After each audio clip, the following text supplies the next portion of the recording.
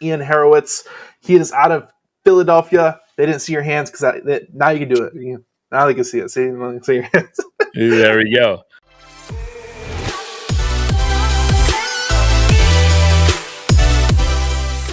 If you have not checked out this other episode, please go check it out. We covered real estate, the good, the bad, LPs, GPs, raising money. And today we're covering deal breakdown. We're covering cool, interesting stories.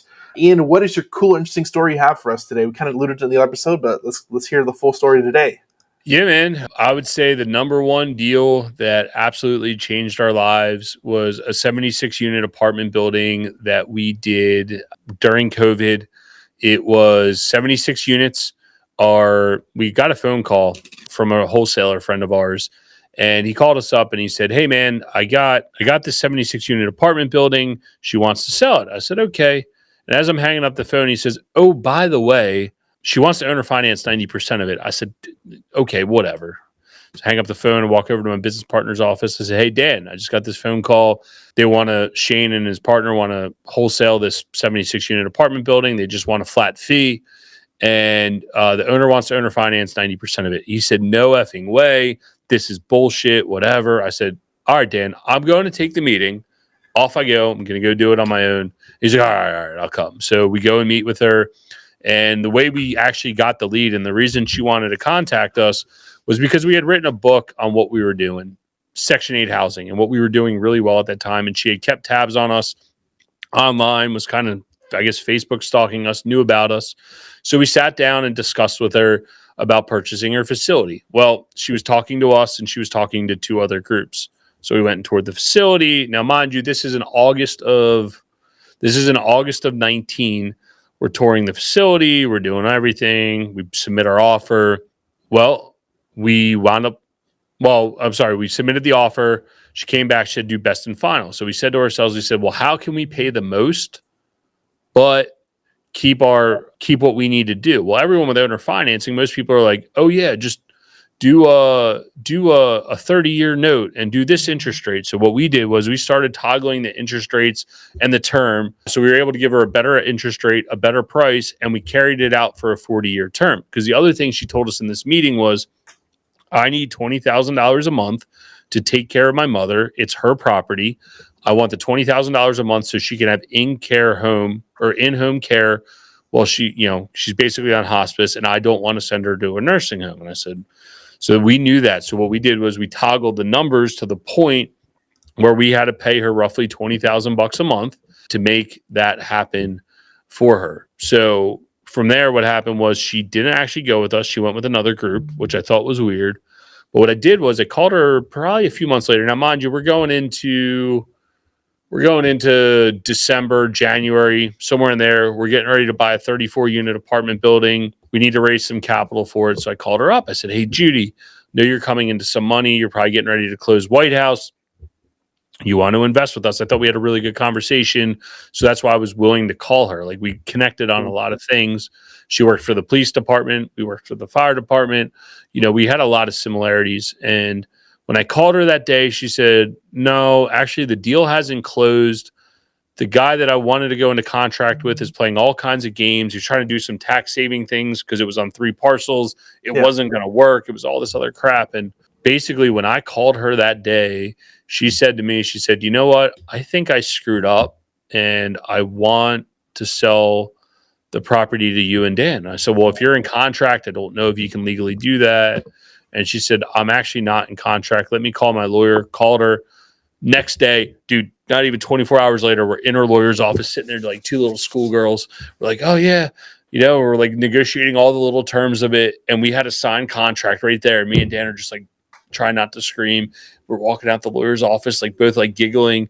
And we get out to the truck and we're both like, "Yes, we did it. We got it under contract." And we were so ecstatic. And basically from there, it took a few more months to close. We had to do some stuff. We actually had to wind up taking over management for her leading into the purchase.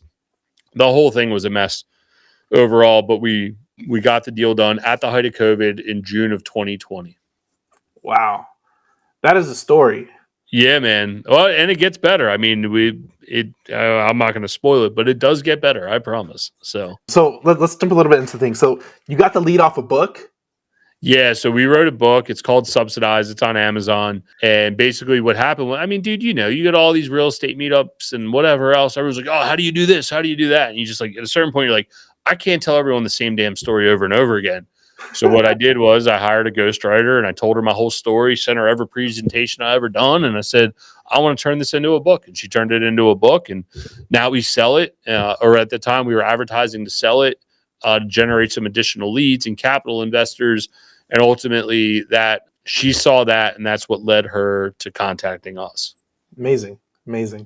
I'll commend you for following through and just producing that, because you don't even know, you did not expect that deal coming in off of that book. I guarantee you it was just something to get off your chest. You don't have to talk about that shit anymore. Yeah, well, that's 100%. It was like, how can I help the most people without having to talk to every single person? And like podcasting isn't like what it, I mean, dude, we're talking 7 years ago, right? Like podcasting is not what it is today, where I can just hop on and tell everybody's story and it's omnipresent and evergreen. That was the best way to do it at that time, you know? Oh, amazing. So can you say how a deal ended? Because yeah, 100%. So basically that deal was the first deal that we actually raised capital for. We needed $1 million to do the deal. So I wrote down a list of the 100 people that I thought that had $25,000, and I just called everybody, dude. I mean, I called everybody. And when we did that, we wound up raising the $1 million, and then we operated the facility from June of 20 all the way going into August of 21, September of 21. Right around then, we decided to refinance it. So it was like 14 months later or 16 months later. Now, remember, we bought this thing for just shot. We $4.95 million. We put $1 million in between down payment and doing renovations and cash flow of operations to do all the renovations that we needed to do.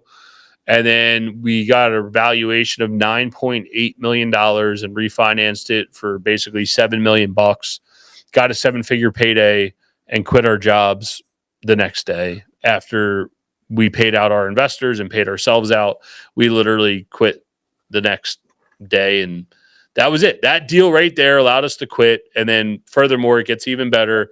Judy is now one of our biggest capital investors. Basically, her and her sister split that $4.5 million. Her mom had passed, and now basically she has reinvested almost every single dollar of that with us side by side on a bunch of different deals that we've done. And, but that deal there, doing the owner financing, built that relationship to ultimately trust her to allow us to do more deals together and build that capital base and continue to grow. So they became a mutually beneficial relationship from there on out, because we performed on what we said we were going to perform on, to the point that she had the confidence to be able to not only owner finance a $5 million building with us, but then actually take her actual cash that most people would just go spend and enjoy and reinvest it with us, which has been, to me, the real stamp of approval. No, I think this story is amazing. It's amazing because I think the book part of it, you had to make the decision to get the book. Number two, she followed up with you. You followed up with her to kind of renegotiate that deal. You did what you say you did. Like, this is like years in the making, overnight success, years in the making, Yep. Yeah. Well, everybody sees that like, I want to do that. I'm like, dude, that was 7 years of grinding our asses off, and that's what I'm highlighting. Like, this is deals like this happen over consistency and time. Like, you're not going to do opportunity. You're not going to have opportunity like this if you're doing it part time. It's just to be honest. Yep. Well, and we kind of alluded this into the other episode, is like most people take their foot off the accelerator. They're like, I had a bunch of success, and then boom, they're like, I'm comfortable, and they don't want to do what it takes to get to the next level. But we all have a responsibility to get to that next level. So I think it's amazing that she's a lender for you too, because one thing that we're noticing too, that when you deal with high value individuals, if you do good business, you get repeat business up into including capital. A lot of our sellers are turning to lenders for us too as well, and I think it's another highlight is when you do good business, it circles back to you. Yep. Do what you say you're going to do. Be transparent. We talked about it in the other episode. If you do exactly what you say you're going to do, people start to trust you. And like you said, it's like, man, what he told me that he was going to do, he actually did it. You know what? I trust that he says he's going to give me 8% monthly or 10% or whatever you guys are offering. Yep. It's like, if he says he's going to do it, I trust that it's going to show up. And you know what? If he doesn't, I'm sure he has an answer, and he's going to tell me why it's not showing up and how I'm going to be squared away. And I think that's what's important. And people forget that we're here to do the right thing at all times. And too many people get greedy and say, "Oh, I'll do it on my own," or they're more worried about themselves than they are actually that overall picture, to say the least. Absolutely. Man, this has been an amazing episode. I appreciate you having that story and being consistent enough to produce that story and results, because I think it's aspirational, inspirational. Aspirational. I don't know. I'll take it either way. It's a win. It's a big win, and I think it could inspire a lot of people just to be consistent. And you had a job up to that point. We were career firefighters for the city of Baltimore. Up until that point, we refinanced it. Oh yeah, when did we refinanced it? Early September, and I just remember September 28th, 7 days after my daughter's birthday, we quit. Like literally, that deal got done. Let the money hit the account. We kind of stared at it for a minute, and I was like, "I'm done." I mean, there was some other shit going on, but in the grand scheme of things, that deal put me over the edge, and that was it. And we basically said, "Listen, man, like." We're each putting 5 years of our pay away. And if we can't figure out how to make money over the next 5 years, and we shouldn't be in business anyway. And at that point, we had already been in business for 7 years, and we were paying ourselves basically, if not more than what we were making in the fire department. And we said, we'll figure this out. The day we quit, we literally tripled our business over the next 12 months. And that's how we ended up where we are today with, almost $70 million of real estate. I mean, it's just wild. Like that one deal that we're all working towards. It could be a wholesale deal, a single family deal. It could be anything. There's one deal out there that's going to change the trajectory. And when you find it and you do it, then you figure out how to recreate that. What did you do to get that deal? How do I do that over and over and over and over again? And that's what we look to do every single day. I think there's multiple points of that. I think your first deal, because it kind of puts the light of the wool over your eyes. You can actually see the opportunity because then you got paid on it. And then there's like the one strategy that accelerates you, and then there's like that one big deal that using that strategy that takes you to the next level, and you're off to the races. Hey man, you got to hit singles. If you're not swinging, hitting in the batter's box.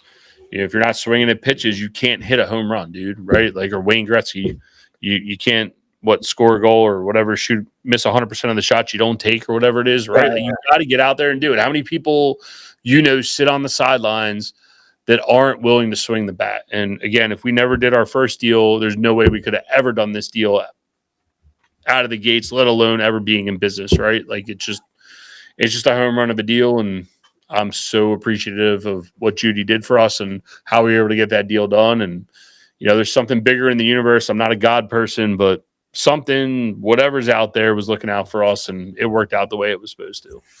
Where can people find you online? I got equitywarehouse.com. Mention your podcast, mention your book. Let's spread the love. Hopefully, yeah, man. Want some information. equitywarehouse.com. You can check out how we co-invest with our friends and family. You can find us on all the social sites at Equity Warehouse. I do the most on Instagram, the most communicative. If you want to DM, always happy to chat to anyone. We have a podcast. It's called Real Estate Reserve Podcast. We just bring on real people and talk about real things. And finally, if you want to check out that first book that we wrote, and I might never write another book because it takes a lot of work, but it is on Amazon. It's called Subsidized, a guide to government funded rentals or something along those lines. It's a red cover. Check it out. It's a good book. And if nothing else, if you're not going to do Section 8, it talks a lot about what to do in your rentals or not to do in your rentals to not have headaches. And we did pour a lot of blood, sweat, and tears in there, and you can really get how we were thinking early on in our investing careers, and hopefully it can help get you going in the right direction. There you go. Thanks for coming on, Ian. Go check them out. Please go check out the other episode. If you like this one, go check out the other one. We'll see you on the next time. Thanks for tuning in. Thanks, Ian. Have a great day.